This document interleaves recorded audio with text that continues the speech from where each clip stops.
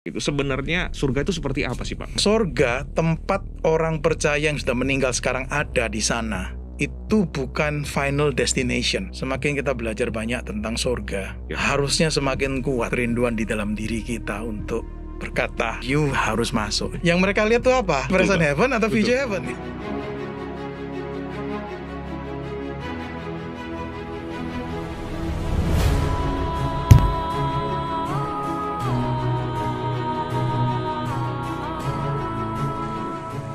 Padri, kita kan sudah ngomong nih soal ada orang-orang yang klaim pernah berkunjung ke surga lalu kemudian kembali nih. Nah, ini ada satu yang menarik juga nih, Padri. Kali ini bukan orang nih, tapi ya makhluk yang lain begitu, Pak. Iya, yang saya maksud dengan makhluk yang lain ini adalah khususnya terkait dengan teks Ayub pasal 1 tuh, Padri. Nah, di Ayub pasal 1 itu kan digambarkan ada adegan Allah itu sepertinya bercakap-cakap dengan iblis tentang Ayub begitu, Pak. Mungkin saya sambil bacain kali beberapa ayat ini. Misalnya dari Ayub 1 ayat 6 dikatakan, pada suatu hari datanglah anak-anak Allah menghadap Tuhan dan di antara mereka datanglah juga iblis. Nah, jadi kesannya seperti kayaknya ini memang sesuatu yang normal begitu, Pak. Sesuatu yang sudah biasa, mungkin bukan yang pertama kali begitu ya. Lalu kemudian maka bertanyalah Tuhan kepada iblis, dari mana engkau? Lalu jawab iblis kepada Tuhan, dari perjalanan mengelilingi dan menjelajah bumi. Lalu bertanyalah Tuhan kepada iblis, apakah engkau memperhatikan hambaku Yakub? Sebab tiada seorang pun di bumi seperti dia, yang demikian saleh dan jujur, yang takut akan Allah dan menjauhi kejahatan, dan seterusnya. Terjadi dialog begitu, Pak ya, antara Allah dengan iblis begitu. Maka kan kalau membaca teks seperti ini kesannya ya memang iblis bisa mampir ke sorga atau mondar-mandir ke sorga sebagaimana yang digambarkan di kitab Ayub ini, Pak. Ini nggak tahu apakah lebih gampang jawabnya atau lebih susah, Pak. Ya, kembali ke apa yang sebelumnya kita diskusikan ya. Bicara heaven nih, bicara sorga ini kita harus membedakan yang saya pakai istilah present heaven dan future heaven nih. Kita belum bicara tentang future heaven-nya. Kita belum bicara tentang langit dan bumi baru. Kita bicara tentang surga yang sekarang ini orang pikirkan ini loh tempat di mana katakanlah orang percaya yang meninggal, mereka menuju ke sana. Dan bicara heaven atau surga di dalam pengertian yang seperti ini, yang sekarang ini, kita bicara tentang satu realitas yang invisible, realitas yang nggak terlihat, ya. Jadi beda dengan realitas yang kita bisa lihat ya dalam kehidupan kita di dunia atau di alam semesta ini, tetapi ada realitas yang tidak terlihat. Memang dipakai istilah itu tempat kediaman Allah, tetapi saya percaya bahwa surga pun nggak akan bisa ya untuk menampung Allah yang begitu besar, yang maha ada. Ya, tapi memang surga adalah tempat di mana Allah itu menyatakan kehadirannya secara secara penuh begitu ya di sana, meskipun bukan keseluruhan kehadiran Allah ada di surga. Tapi poin saya begini, bicara surga ini bicara satu dimensi yang invisible, yang nggak kelihatan. Kita mungkin bisa sebut dengan istilah dunia rohani, ya. Beda dengan dunia fisik kita, ya. Kita sebut ini memang tempat di mana Allah ada. Tetapi bicara tentang dunia rohani ini, bicara tentang dimensi yang invisible ini, jangan lupa bukan hanya Allah ada di sana, tetapi juga kita sebut saja malaikat-malaikat. Kita mungkin tidak mendiskusikan kapan malaikat ada atau kapan malaikat diciptakan, ya. Itu topik yang lain, ya. Tetapi realitanya adalah memang ada nih malaikat di dunia yang nggak kelihatan ini, begitu, di dimensi yang tidak kelihatan ini. Ya, malaikat menyembah Allah, malaikat melayani Allah. Tetapi jangan juga lupa bahwa Alkitab juga menunjukkan adanya kita sebut malaikat-malaikat yang jatuh. Ya, ini ada diskusi atau perdebatan tersendiri lagi nih kalau bicara tentang malaikat-malaikat yang jatuh, ya. Tapi fakta memang menunjukkan begini, di dalam dimensi yang nggak kelihatan ini, itu terjadi apa yang kita sebut peperangan rohani, spiritual warfare. Ya. Ambil contoh, di kitab Daniel pasal 10 ya. Seorang malaikat itu berkata kepada Daniel untuk mau menjawab doa Daniel, dia sepertinya terhalang. Begitu loh, terhalang untuk entah bagaimana terhalangnya, lalu kemudian dia ditolong oleh malaikat Mikael ini sehingga kemudian akhirnya bisa bisa menang mungkin dalam peperangan rohani itu dan kemudian bisa menghampiri Daniel. Atau mungkin ambil contoh di Wahyu pasal yang ke-12. Di sana dikatakan terjadi peperangan antara Mikael dan malaikat-malaikatnya dengan naga itu dan malaikat-malaikatnya yang jelas adalah setan dan malaikat-malaikatnya. Begitu loh. Jadi artinya begini, di dalam bicara tentang realitas yang invisible ini, ya dunia yang kita sebut dunia rohani atau realitas rohani yang tidak kelihatan. Bukan hanya Allah ada di sana, begitu loh. Tetapi malaikat ada di sana, termasuk juga adalah malaikat-malaikat yang jatuh. Ya, kita sebut aja lah mungkin setan dengan para pengikutnya atau para malaikatnya, kita sebut seperti itu. Ya.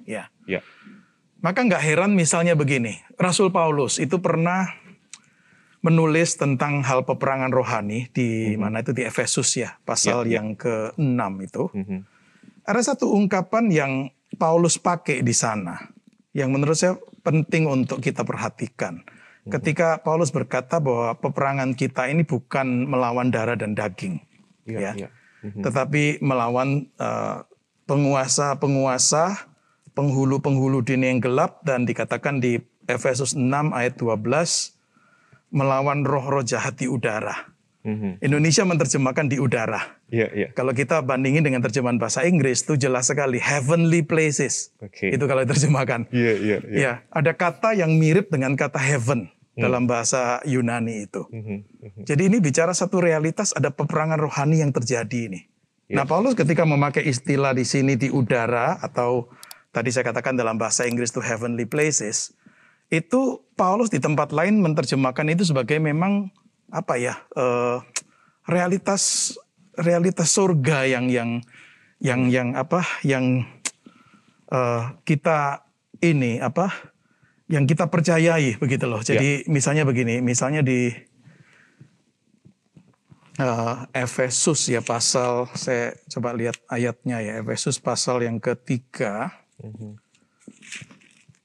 di ayat yang ke-10 begitu ya. Jadi dikatakan begini, supaya sekarang oleh jemaat diberitahukan berbagai ragam hikmat Allah kepada pemerintah-pemerintah dan penguasa-penguasa di surga. Nah ini Efesus 3:10 menerjemahkan di surga, begitu loh.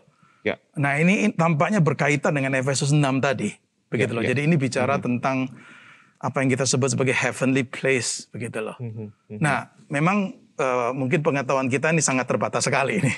Ya kita nggak tahu bagaimana struktur di dunia nggak kelihatan ini. Apakah ada pembagian tempat ini untuk setan dan malaikat-malaikatnya. Ini adalah Allah dan malaikat-malaikatnya.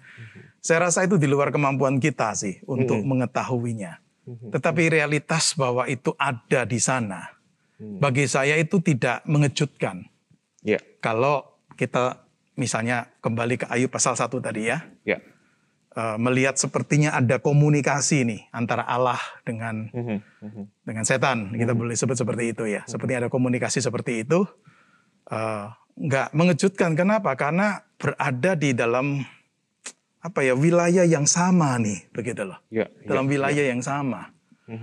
Jadi ya kalau kita tafsirkan Ayub itu secara harafiah betul-betul ada peristiwa seperti itu, ya katakanlah kita berpegang pada pandangan itu, sekalipun ada yang tidak setuju ya. Bagi saya bukan sesuatu yang mengagetkan. Begitu loh, bukan sesuatu yang mengagetkan. Kita bisa hubungkan misalnya juga dengan Kejadian pasal 3 ketika Adam dan Hawa dicobai kan. Begitu loh, ketika mereka digoda untuk berbuat dosa. Itu kan setan menampakkan diri dalam bentuk ular itu. Berarti realitasnya sudah ada nih. Begitu. Dan setan tahu Allah itu memberi perintah apa sih kepada Adam dan Hawa. Jadi itu menggambarkan satu realitas yang bagi saya nggak mengejutkan kalau ada seperti itu terjadi. Jadi saya kira poinnya adalah memang kita harus melihat apa yang di ayat 1 ini dengan realitas yang tadi Pak Adi sudah jelaskan begitu ya Pak ya. Bukannya memakai realitas dunia yang kelihatan membayangkan seperti dalam satu ruangan seperti Iya. kita Pak ya, karena kan kita hanya bisa membayangkan apa yang visible begitu ya. Sementara ini di realitas yang invisible, maka ya sebenarnya ya betul tidak mengherankan begitu Pak ya. Iya, iya. Kejadian ini bisa terjadi begitu. Maka ingat waktu kita dulu membahas tentang neraka ya. Saya pernah katakan kan, jangan pikir setan itu udah di neraka sekarang. Iya. Begitu loh kan, Iya, orang iya. berpikirnya ada di neraka begitu Iya, loh. Padahal iya. bukan seperti itu gitu loh. Dia ada di dalam realitas yang dunia yang tidak kelihatan ini. Iya. Begitu loh. Iya. Jadi sekali lagi kembali ke Ayub pasal 1, terlepas dari perdebatan ini harafiah atau tidak. Kalaupun kita berpegang harafiah dalam pengertian memang ada peristiwanya itu, bagi saya bukan sesuatu yang mengagetkan. Bukan sesuatu yang mengagetkan. Iya. Padri terkait sedikit dan mungkin agak sedikit keluar dari apa yang menjadi fokus pembicaraan kita, tapi saya rasa mungkin ini penting juga untuk kita ketahui sama-sama begitu. Apakah gambaran realitas yang invisible ini dengan kehadiran iblis seperti itu begitu Pak ya, di dalam Ayub misalnya begitu ya, dan contoh-contoh yang lain, apakah itu berarti bahwa iblis itu sebenarnya maha hadir juga Pak? Kalau dikatakan maha hadir, mungkin memang Alkitab nggak bicara secara eksplisit mengenai itu ya. Kita hanya bisa berlogika dari kenyataan bahwa satu-satunya figur yang maha hadir adalah Allah. Begitu loh. Tapi karena kita ini bicara dunia rohani, ya, dimensi yang invisible, maka nggak heran sepertinya iblis bisa tampaknya ada di sana, ada di sini, begitu. Iya. Tapi saya tidak percaya dia maha hadir. Iya. Karena kita tidak percaya bahwa dualisme Allah dan iblis itu setara dan sama, begitu loh. Iya, Gitu. betul. Jadi, Iya. Jadi berarti sekali lagi ini realitas yang invisible yang tidak kelihatan, dan kita harus mengakui keterbatasan kita untuk bisa memahaminya, sebab pemahaman kita mungkin cenderung spasial kali Pak ya. Iya, betul. Gitu ya. Betul. Iya, kita bicara satu dimensi realitas dunia rohani, terus terang kita harus akui bahwa kita ini terbatas karena kita nggak pernah lihat. Kalau tidak dibukakan realitas ini, nggak mungkin kita bisa lihat. Ya kan, beberapa tokoh dalam Alkitab seperti Stefanus dibukakan sedikit melihat Yesus ada di surga. Atau Yesaya melihat seperti dalam penglihatannya tahta Allah, Allah duduk di atas tahtanya. Betul. Atau Yeskiel. Betul. Jadi realitas ini mungkin bisa dilihat jikalau Allah membukakan. Tetapi kalau tidak, ya kita sebagai manusia tidak akan pernah tahu. Pengertian surga seperti inilah yang saya pikir ini perlu untuk kita pahami nih. Kita bicara tentang present heaven ini. Kita bicara tentang satu realitas yang invisible. Maka bicara heaven itu bukan bicara tanda kutip satu lokasi di mana nih. Di atas atau di bawah, di kiri atau di kanan kita, enggak. Begitu loh. Tetapi satu realitas yang mungkin aja berdampingan dengan kita ini. Kita nggak pernah tahu. Begitu loh. Betul. Itu. Betul Pak. Wah ini menarik dia. Iya. Nah, Padri, kita udah ngomong macam-macam nih tentang tentang surga, terkait dengan yang pernah mampir, termasuk juga Ayub 1 tadi begitu ya. Nah, saya yakin bukannya saya yang bertanya-tanya, tapi mungkin juga pendengar program kita yang sudah mulai bertanya-tanya begitu ya. Setelah ngomong macam-macam begitu ya, kita pengen sedikit tahu begitu Pak. Ya tentu saja sebagaimana yang Alkitab nyatakan begitu ya. Karena itulah yang bisa kita ketahui berdasarkan apa yang Alkitab nyatakan. Pengen tahu sebenarnya seperti apa sih kehidupan kita sebagai orang percaya itu di surga kelak itu, yang future heaven itu Pak. Nah iya. Sekali lagi meskipun tentu terbatas kan Pak ya berdasarkan firman Tuhan gitu ya. Tetapi memang mungkin salah satu pertanyaan yang menarik adalah apakah betul bahwa kehidupan di surga itu seperti yang mungkin sering kali kita dengar sehari-hari begitu ya, khususnya di tengah-tengah komunitas Kristen begitu ya, bahwa aktivitas kita di sana itu ya memuji Tuhan terus-menerus begitu Pak, ya di dalam kekekalan begitu. Nah bahkan saya ingat sekali bertahun-tahun yang lalu tuh ada semacam kayak anekdot, guyonan atau sindiran begitu Pak ya. Wah kayaknya kalau aktivitasnya cuma begitu, kayaknya membosankan sekali begitu Pak di surga begitu ya. Kayaknya membosankan sekali begitu. Malah katanya sindirannya adalah begini, kalau gitu mendingan di neraka dah begitu biar menderita somehow kepanasan begitu kan Pak ya. Tapi ya mungkin aktivitasnya lebih dari sekedar hanya menyanyi memuji Tuhan begitu Pak. Ini gimana nih Pak nih? Iya. Jadi kembali lagi ya untuk supaya kita jelas nih. Memang harus membedakan istilah, sekali lagi istilah yang saya pinjam atau saya pakai itu present heaven and future heaven. Ya bicara present heaven bicara realitas sekarang yang tidak kelihatan ya, di mana Kita percaya orang percaya yang sudah meninggal pergi ke sana, ya. Tapi itu bukan sudah mengalami kebahagiaan secara sempurna. Oke. Ya, maka saya katakan sebelumnya bahwa present heaven itu seperti satu tempat transit nih. Satu tempat transit sambil kita menunggu Yesus datang kedua kali. Setelah Yesus datang kedua kali, maka terjadi penghakiman terakhir, terjadi juga kebangkitan. Begitu. Nah, fakta bahwa Allah mengajarkan tentang kebangkitan harusnya itu membuat kita itu berpikir secara mendalam. Kenapa sih perlu ada kebangkitan? Kenapa sampai perlu ada tubuh kita itu dibangkitkan nih? Betul. Ya, kenapa sampai perlu ada peristiwa itu, begitu loh. Lalu hal yang kedua, Alkitab menyebut realitas yang disebut, yang saya pakai istilah future heaven itu dengan istilah yang khusus. New heaven and new earth. Ya, Indonesia menerjemahkan langit baru, bumi baru. Harusnya surga baru, bumi baru. Ini kita bicara final state nih. Ini kita bicara eternal state. Ini keadaan final, keadaan eternal kita. Tetapi kenapa dipakai istilah new heaven, new earth, begitu loh. Kenapa nggak dipakai istilah to the point aja surga, begitu loh. Maka tidak heran juga kalau dalam diskusi tentang surga, tidak sedikit para ahli itu tidak setuju dengan istilah surga untuk menggambarkan realitas new heaven and new earth ini. Realitas yang final itu, Pak ya. Lebih baik jangan nih. Tetapi karena sudah terjadi adanya berbagai pemahaman yang berbeda, akhirnya ada orang kompromi dengan cara itu ya, present heaven, future heaven, begitu loh, atau final heaven. Tetapi intinya bicara final heaven ini bicara langit dan bumi yang baru. Nah, bicara langit dan bumi yang baru mengingatkan kita Kejadian 1 ayat 1. Pada mulanya Allah menciptakan langit dan bumi, ya, heaven and earth, begitu loh. Itu bicara alam semesta, dunia ciptaan Allah ini. Maka pada waktu kita melihat teks-teks dalam Alkitab yang bicara tentang new heaven and new earth,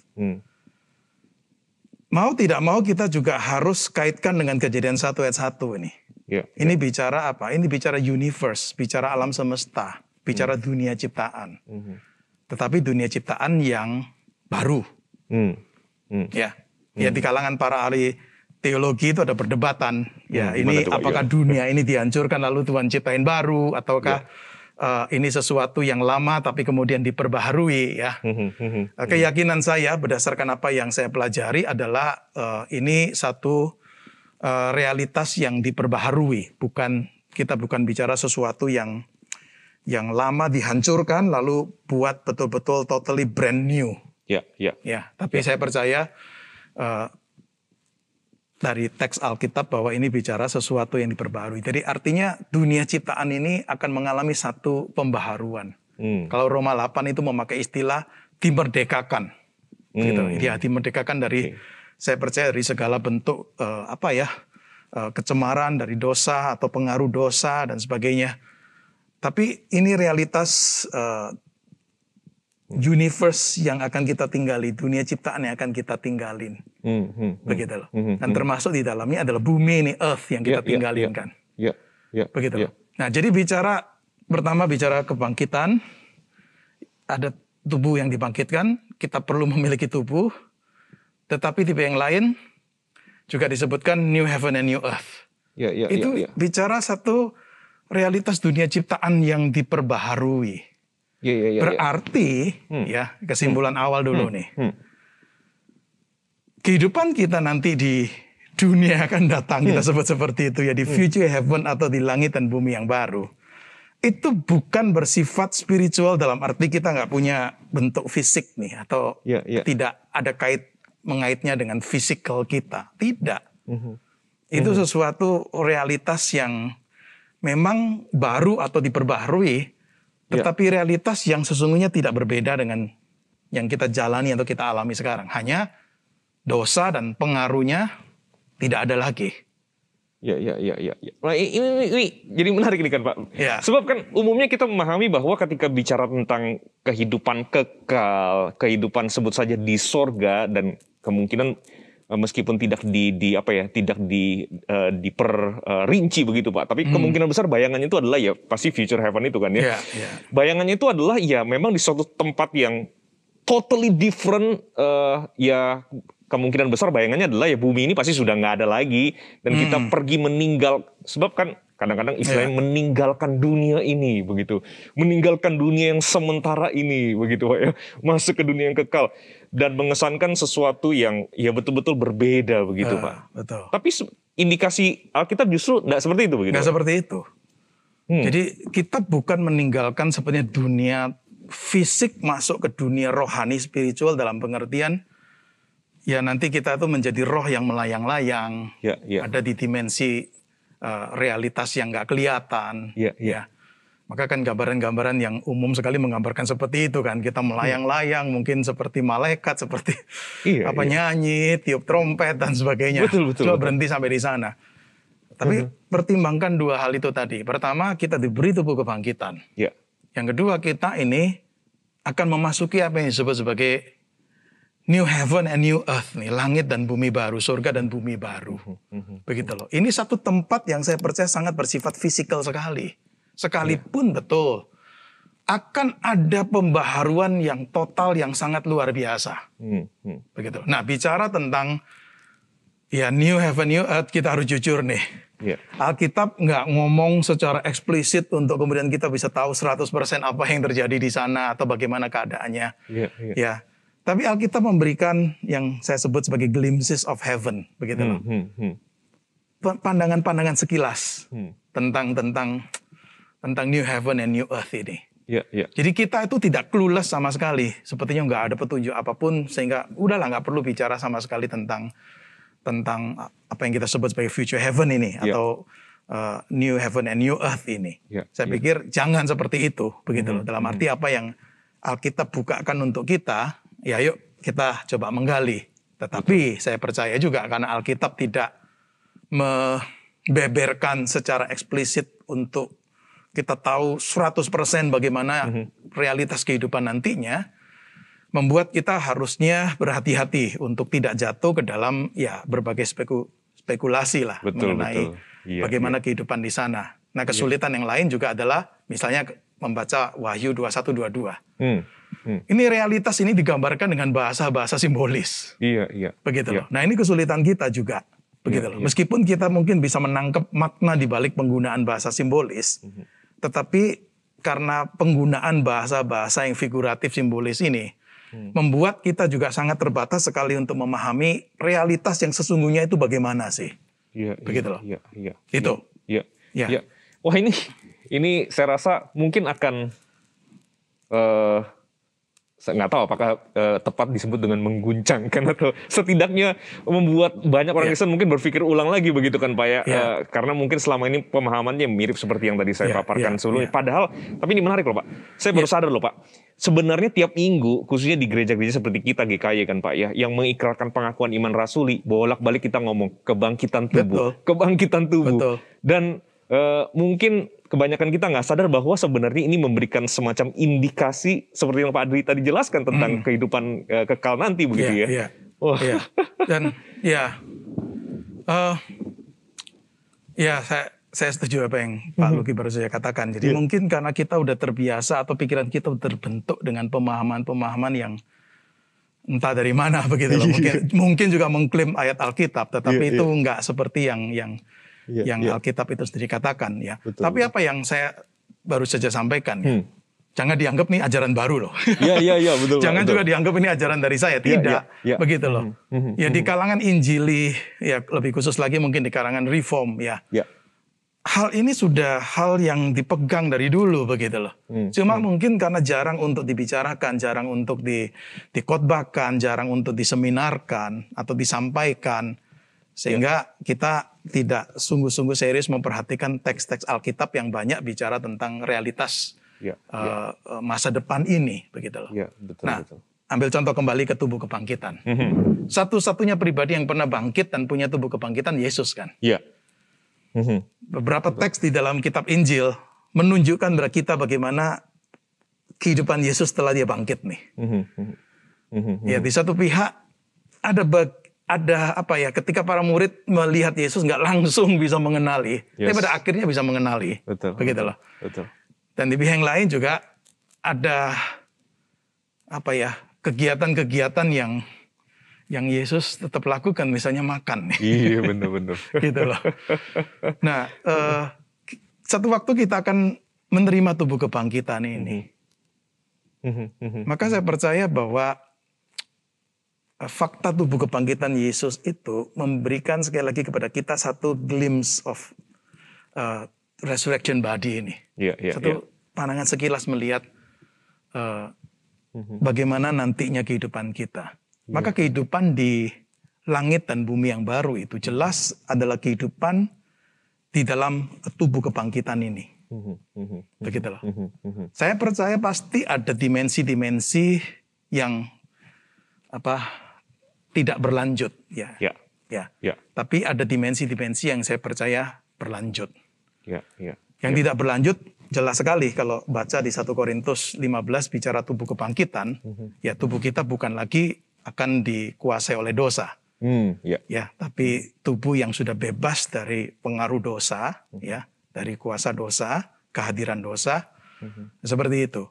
Tubuh yang juga seperti digambarkan tidak akan binasa. Begitu loh. Tetapi kembali lagi kepada perbandingan dengan tubuh kebangkitan Yesus, yang saya percaya ini menjadi satu template untuk kita, ya bisa ada pandangan sekilas mengenai nanti tubuh kebangkitan itu bagaimana, begitu loh.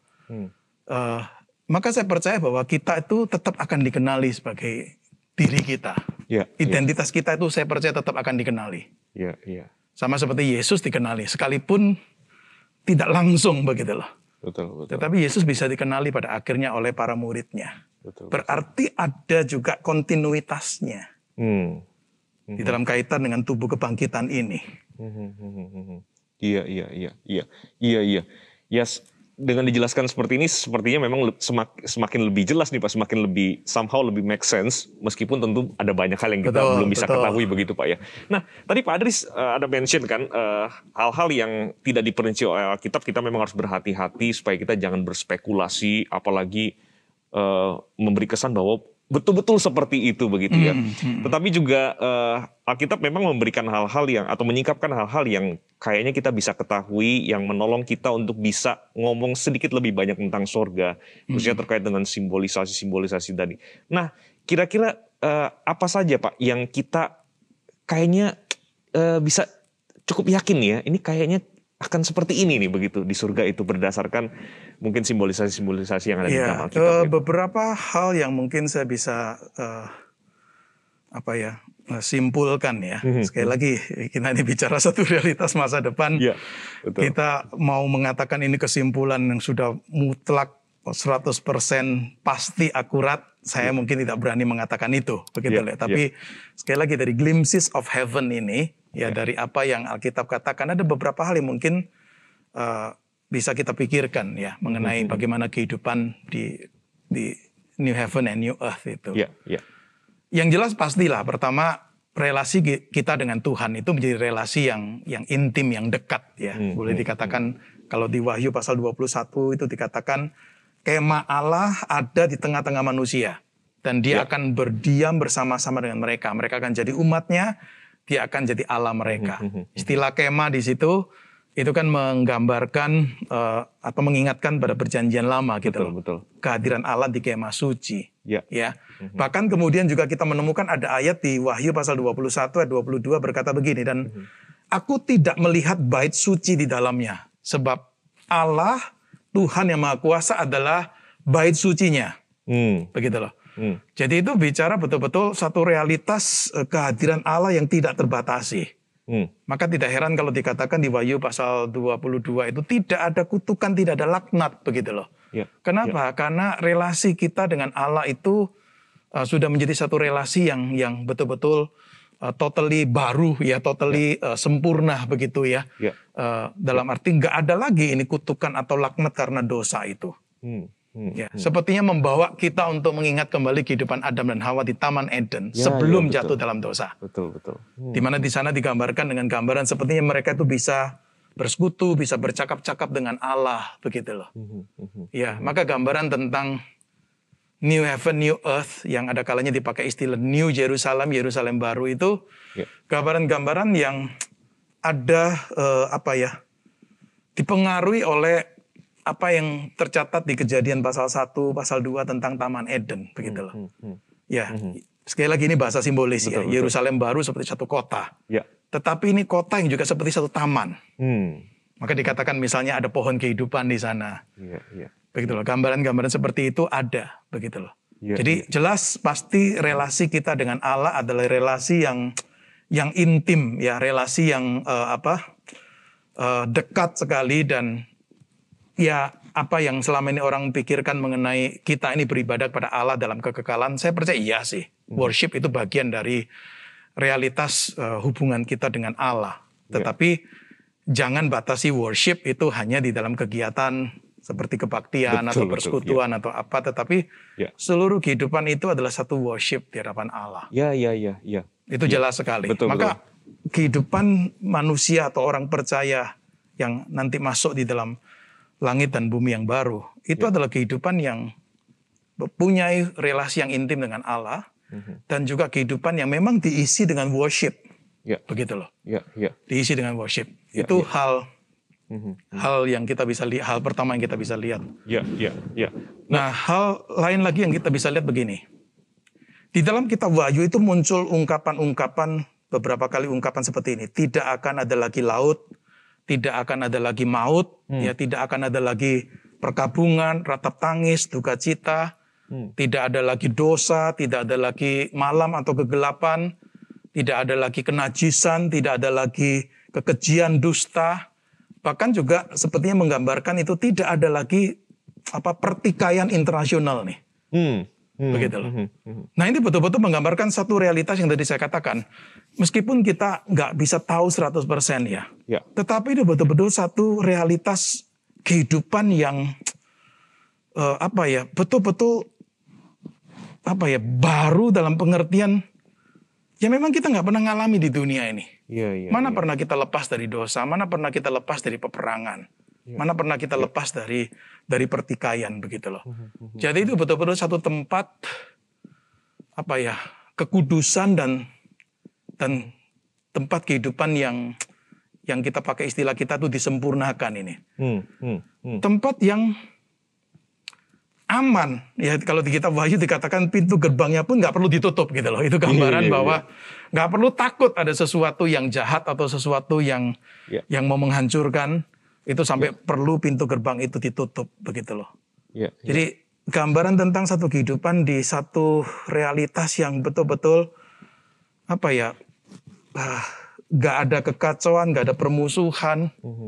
Ya, bahkan juga ada, saya tahu di kitab Wahyu itu juga ada ayat yang berkata bahwa ada pohon kehidupan yang daun-daunnya itu dipakai untuk menyembuhkan bangsa-bangsa, begitu loh.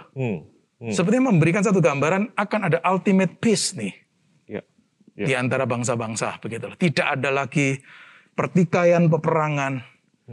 Nah, memang kayak lagi kita sulit membayangkan ini karena kita sekarang hidup di tengah-tengah keadaan yang seperti sekarang ini kan, ini perang terjadi di mana-mana. Ini Rusia menginvasi Ukraina. Kita nggak bisa membayangkan gimana rasanya hidup di dalam keadaan ultimate peace nih. Tapi itulah realitas yang nanti akan ditunjukkan di dalam kehidupan di langit dan bumi yang baru itu. Nggak ada lagi prasangka, nggak ada lagi kecurigaan, nggak ada lagi peperangan, nggak ada lagi permusuhan. Nah, ini kehidupan yang betul-betul sangat luar biasa sekali. Betul. Memang betul-betul seperti Pak Adri tadi katakan, kita sulit untuk membayangkan, Pak ya. Tapi saya yakin jauh di dalam lubuk hati kita itu kehidupan yang kita sangat rindukan. Sangat rindukan, Pak. Saya percaya. Sesungguhnya dalam diri kita sangat merindukan itu. Begitu loh. Dan satu waktu Tuhan itu akan berikan kehidupan seperti itu kepada umatnya, kepada orang-orang percaya kepada kita. Begitu. Dan ini kehidupan, karena tadi sudah menyebut adanya bangsa-bangsa, saya percaya ini satu kehidupan yang tetap ada interaksi dengan orang, begitu. Sesama orang percaya yang sama-sama masuk di dalam langit dan bumi yang baru. Tetapi ini satu relasi yang sudah ditebus nih. Kita bicara redeem relationship nih. Kenapa? Karena yang masuk adalah orang-orang yang sudah di-redeem, yang sudah ditebus oleh Tuhan. Maka di kitab Wahyu digambarkan itu orang dari berbagai suku, bahasa, kaum dan bangsa. Begitu loh. Itu ada nih di dunia akan datang nih. Jadi tetap akan ada keperbedaan etnis, bangsa, suku, termasuk juga budaya. Tetapi itu bukan menjadi sesuatu yang menimbulkan masalah. Ya akan ada peperangan atau pertikaian atau perselisihan. Tidak, kenapa? Karena semua ini adalah orang-orang yang sudah ditebus. Begitu. Betul. Nah, jadi satu kehidupan yang punya relasi dengan orang, tetapi relasi yang sama-sama sebagai orang tebusan itu. Begitu. Dan kembali pada apa yang tadi saya juga sebutkan, kita adalah pribadi yang tetap dikenali begitu loh. Artinya kalau Pak Luki dengan saya nanti masuk di sana, saya tetap tahu Pak Luki. Begitu loh. Iya, tetap tahu begitu loh. Iya. Dan karena ini kehidupan di dalam kekekalan ya. Nggak menutup kemungkinan loh di dalam relasi atau hubungan dengan sesama ini. Kita punya kesempatan untuk lebih mengenal atau tahu nih. Orang-orang yang mungkin selama ini kita nggak pernah tahu. Mungkin sekali lagi ini sedikit imajinasi ya. Sedikit imajinasi begitu loh. Ya kita mungkin ketemu dengan John Calvin, ketemu dengan Bapak Gereja Agustinus atau Martin Luther. Ada kemungkinan kita bisa ketemu mereka nih. Begitu loh. Bisa belajar, bisa berinteraksi begitu loh. Iya. Nah, masih terkait juga Pak. Apakah kita bisa mengatakan bahwa kalau memang itu gambaran kehidupan yang nanti akan kita nikmati, itu yang dianugerahkan oleh Tuhan buat kita orang-orang percaya. Apakah berarti bahwa segala sukacita, kepuasan, kebahagiaan yang memang belum sempurna, yang kita sudah bisa nikmati sekarang ini Pak, itu juga akan bisa kita alami, kita nikmati. Saya percaya itu. Ada satu orang teolog pernah mengatakan begini. Hal-hal yang mungkin kita sebagai orang percaya nggak bisa nikmati tanda kutip karena keterbatasan tertentu. Ya satu waktu Tuhan itu akan payback, akan bayar balik. Begitu loh. Di sanalah kita bicara tentang keadilan. Mungkin di dunia ini kita merasa nggak adil kok, hanya segelintir orang mengalami itu. Saya nggak bisa mengalami itu. Tapi saya setuju ketika dia berkata Tuhan itu akan berikan itu. Begitu loh. Jadi hal-hal yang mungkin kita nggak bisa nikmati saat ini karena sekali lagi faktor-faktor tertentu atau keterbatasan tertentu, saya percaya tidak menutup kemungkinan. Itu Tuhan akan berikan. Betul. Sekali lagi kita ini bicara kekekalan ya. Kita bukan bicara satu masa tertentu loh. Hidup kita cuma 50 tahun, 100 tahun. Kita bicara kekekalan. Maka kemungkinan untuk eksplorasi, kemungkinan untuk traveling kalau kita pakai istilah itu ya. Kemungkinan untuk berkenalan. Betul. Kemungkinan untuk juga kita terus belajar. Jangan lupa kita nggak jadi orang sempurna loh di sana. Hanya Allah yang sempurna. Betul. Bukan kita jadi maha tahu loh. Saya percaya kita tetap growing di dalam knowledge kita. Begitu loh. Kesempatan untuk kita bisa belajar lebih dalam, lebih menggali lagi hal-hal yang memang masih berlanjut di dalam kehidupan di sana. Itu masih terbuka sekali. Begitu. Jadi eksplorasi, discovery itu saya percaya masih sesuatu yang tetap akan berlanjut. Ya, begitu juga dengan saya percaya di dalam kehidupan yang akan datang itu nggak lepas dari yang namanya pekerjaan. Tapi tentu ini bukan pekerjaan yang membuat kita terbebani saat ini. Begitu loh.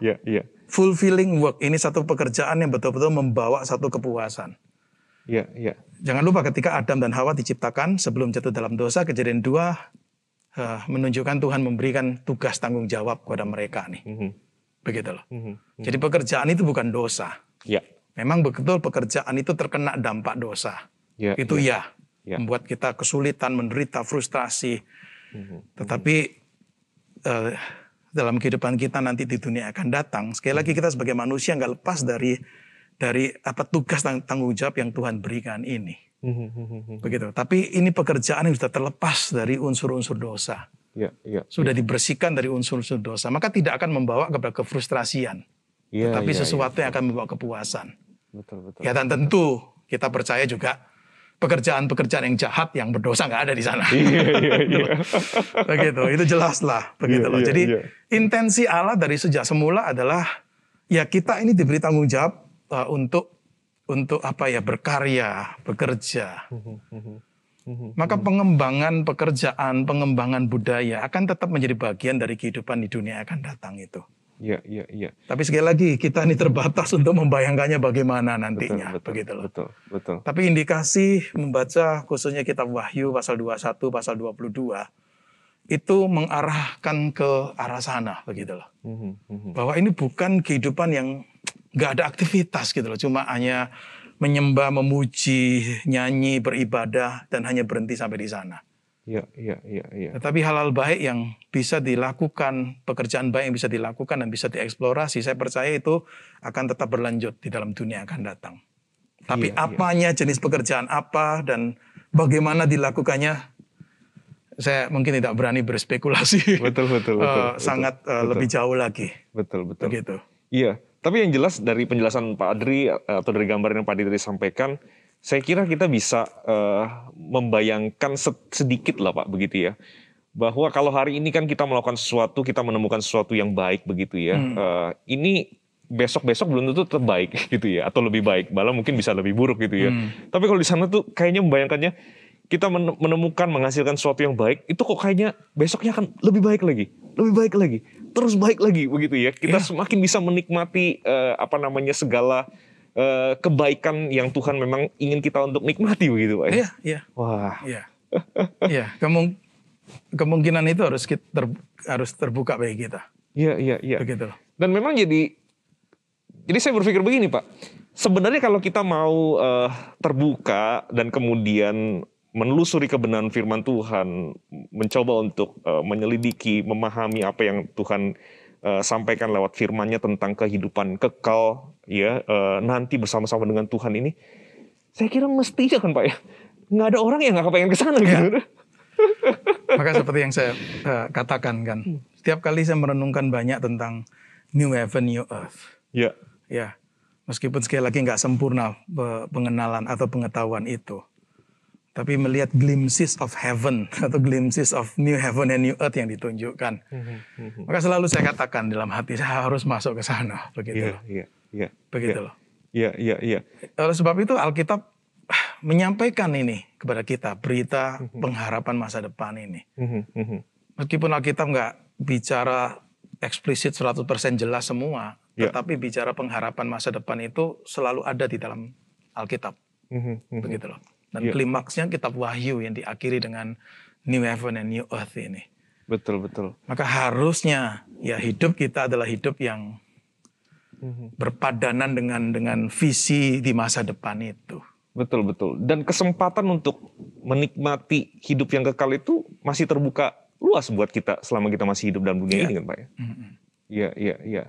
Dan itu tersedia di dalam Tuhan Yesus, dan saya kira inilah yang pertama membuat kita yang percaya dan mengenal Yesus sebagai satu-satunya Tuhan dan Juru Selamat menjadi orang yang sangat berbahagia dan berpengharapan begitu Pak. Betul, ya. Tetapi sekaligus sebenarnya ingin memberitahukan kepada banyak orang di luar sana bahwa anugerah yang sama sebenarnya bisa juga mereka nikmati begitu kan Pak ya.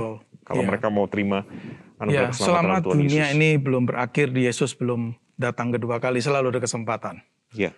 Begitu, selalu ada kesempatan. Iya. Untuk seseorang itu bisa diselamatkan dan kelak nih, setelah Yesus datang kedua kali akan masuk ke langit dan bumi yang baru, New Heaven and New Earth ini. Iya. Itu berkat terbesar. Itu yang kalimat yang Paulus katakan ya. Saya bisa kutip itu sebagai satu gambaran tentang dunia yang akan datang. Apa yang nggak pernah dilihat oleh mata, tidak pernah didengar oleh telinga, yang tidak pernah timbul dalam hati manusia. Semua disediakan Allah untuk mereka yang mengasihi Dia. 1 Korintus 2 ayat 9. Wow. Begitu loh. Memang kita nggak pernah bisa bayangin ini, nggak pernah lihat, nggak pernah dengar, nggak pernah mungkin timbul dalam hati. Tapi ini yang Tuhan sediain loh. Untuk orang-orang di dalam dia, orang-orang yang mengasihi dia. Jadi pemahaman eskatologis tentang masa depan itu pasti berkaitan dengan kehidupan kita di masa sekarang. Gitu loh. Mendorong kita, memotivasi kita untuk berjuang untuk memastikan saya masuk ke sana nih. Maka ada ayat-ayat Alkitab yang menunjukkan pada kita bahwa kita ini perlu untuk menyucikan diri. Bukan karena kita diselamatkan dengan jalan menyucikan diri, bukan. Begitu, kita diselamatkan karena iman di dalam Kristus. Tetapi buah keselamatan itu adalah hidup kita, perbuatan kita, kesucian kita. Begitu loh. Maka di 1 Yohanes pasal yang ketiga atau di 2 Petrus pasal yang ketiga itu diberikan dorongan menyucikan diri. Yang saya lihat itu sebagai satu bentuk dorongan untuk ya pastikan ini kamu akan masuk ke sana nih. Begitu. Ya pastikan akan masuk di sana. Sekali lagi bukan bicara keselamatan melalui perbuatan, bukan. Tapi kita ingin memastikan bahwa kita masuk dalam kumpulan orang-orang yang memang Tuhan sudah selamatkan. Betul. Sebab itulah karakteristik yang nyata dari kehidupan orang-orang yang sudah diselamatkan itu, Pak ya. Betul. Iya. Heaven atau kita sebut future heaven ini. Kalau kita mau pakai bahasa kita, inilah mahkota yang akan kita terima nanti kan. Ini yang finalnya di sana nih. Keselamatan kita akan mencapai kesempurnaan atau kemuliaannya itu adalah di dalam new heaven and new earth. Ini mahkotanya kita. Begitu loh. Maka itu pasti akan dialami oleh orang-orang yang di dalam Kristus. Wah. Iya, saya percaya juga pemahaman tentang masa depan menolong kita juga menghadapi realitas penderitaan di dunia. Paulus pernah mengatakan, ya kemuliaan akan datang nggak sebanding dengan penderitaan yang kita alami sekarang ini. Betul. Penderitaan kita nggak sebanding dengan kemuliaan yang akan datang itu. Betul. Itu membuat kita bisa memiliki kekuatan ketabahan. Meningkatkan pengharapan kita juga. Paulus pernah berkata, jerih payahmu dalam Tuhan tidak akan sia-sia. Begitu loh. Wah, ini kabar baik di tengah-tengah dunia kita yang sedang suram ini, Pak ya, khususnya selama 2 tahun karena pandemi dan juga ketidakstabilan, hilangnya damai di beberapa belahan di dunia ini. Ini menjadi kabar baik buat kita semua bahwa suatu saat Tuhan akan izinkan kita untuk menikmati kehidupan yang begitu indah, begitu sempurna. Wow. Iya. Nah, Pak Andri, ini harusnya kita lebih banyak ngomongin tentang surga, Pak ya. Harusnya. Iya. Saya semakin sadar nih, harusnya. Ya tentu saja bukan berarti memberikan berbagai macam spekulasi begitu ya tentang surga. Tapi maksudnya harusnya kita lebih banyak membicarakan tentang surga sebagaimana yang Alkitab nyatakan kepada kita nih, Pak ya. Karena kalau kita lebih sering ngomongin ini, kok kayaknya sedikit banyak mempengaruhi bagaimana kita hidup di masa kini begitu kan, Pak ya. Pastilah begitu. Nah ini ngomong-ngomong, tapi ini kan memang topik yang sulit nih, Pak ya. Ini kan Pak Adri kan ngajar di STT Martagung nih, Pak. Udah, singkat saya udah 20 tahun, Pak. Iya 20 tahunan lah. Iya nih. Jadi apakah mahasiswa di STTA ini dididik, diperlengkapi untuk kemudian menggumuli topik-topik yang sulit dan mungkin mengajarkannya kepada jemaat begitu, Pak? Termasuk topik tentang surga seperti ini, Pak?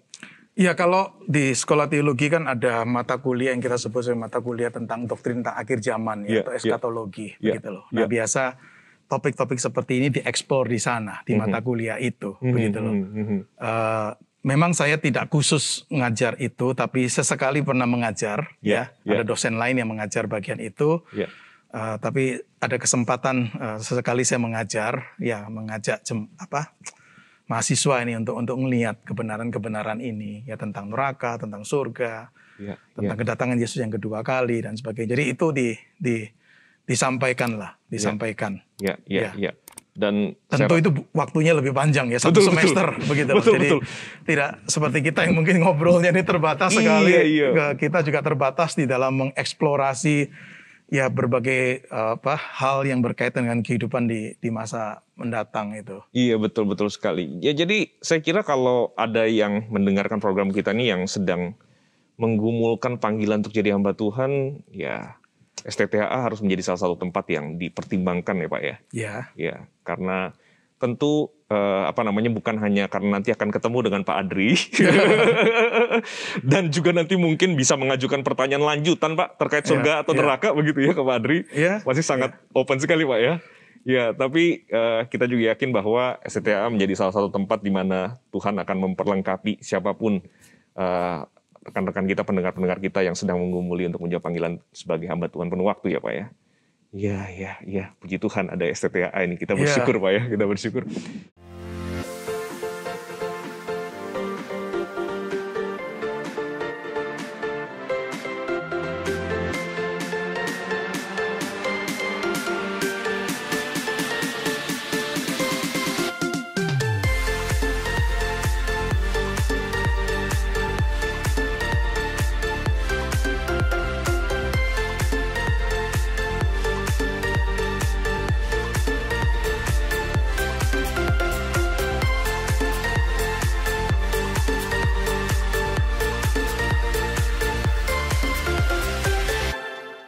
Nah, Pak Adri, mungkin salah satu pertanyaan yang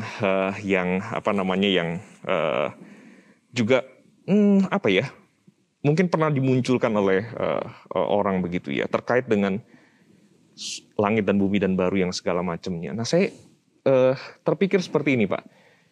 Terkait tadi kan Pak Adri udah ngomong kira-kira menyentuh juga sedikit soal bagaimana kita menjalani kehidupan kita dalam dunia ini, kesucian hidup, lalu kemudian juga memiliki pengharapan begitu di tengah-tengah kondisi dunia saat ini misalnya begitu ya. Nah, bagaimana dengan tanggung jawab kita sebagai orang Kristen terhadap dunia tempat kita tinggal nih Pak, dalam kaitannya dengan konsep tentang langit dan bumi yang baru? Sebab kan ada kesannya begini kan Pak ya, karena pemahamannya seringkali adalah ya kita akan meninggalkan dunia ini seperti yang tadi saya sudah sampaikan begitu ya. Dan bumi ini kelihatannya memang kondisinya tidak terlalu oke begitu ya. Global warming lah dan segala macamnya, ya bencana alam dan segala macamnya begitu.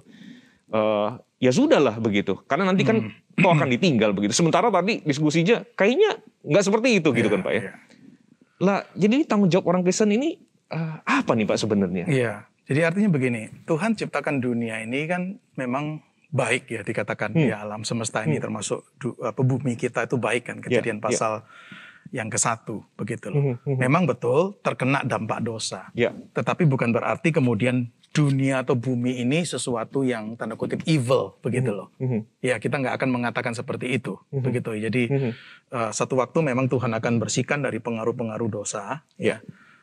Maka sebenarnya bumi tempat kita tinggal atau kita diami ini adalah bumi yang nanti satu waktu juga kita akan lanjutkan kehidupan kita di dunia akan datang ya, di new heaven and new earth begitu loh.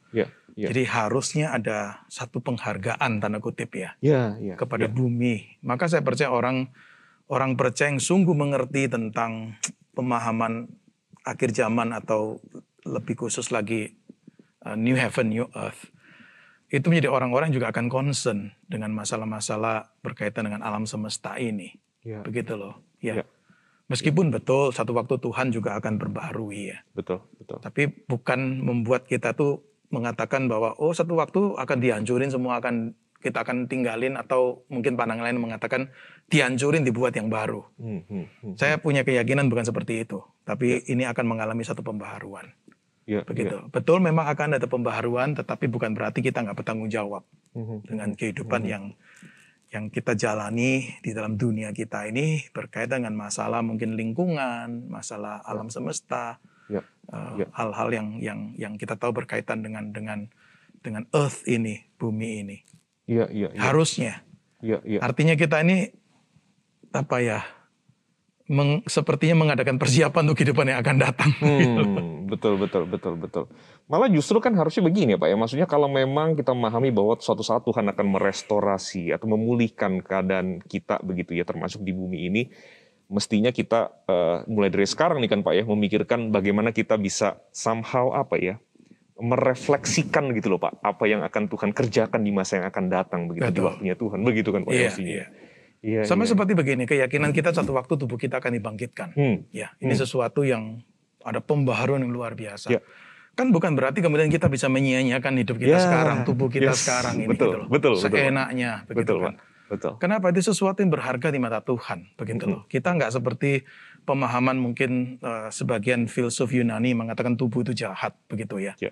Roh atau jiwa itu yang baik, begitu loh. Ya, Alkitab nggak membawa kita untuk menerima pengajaran itu. Ya, ya. Kalau realitas satu waktu tubuh fisik kita ini akan dibangkitkan, berarti itu sesuatu yang tanda kutip baik, berharga di mata Tuhan. Harusnya mempengaruhi bagaimana kita tuh menjaga tubuh kita, memelihara tubuh kita Betul. di masa sekarang ini. Gitu. Jadi bukan berarti satu waktu akan diperbaiki kok, atau satu waktu akan diperbarui. Kalau kita nggak bertanggung jawab. Iya. Itu. Saya coba pakai analogi ini. Betul. Begitu loh. Betul. Jadi dunia ini akan mengalami pembaharuan, bukan berarti kemudian kita lepas tanggung jawab terhadap dunia atau alam semesta ini. Iya.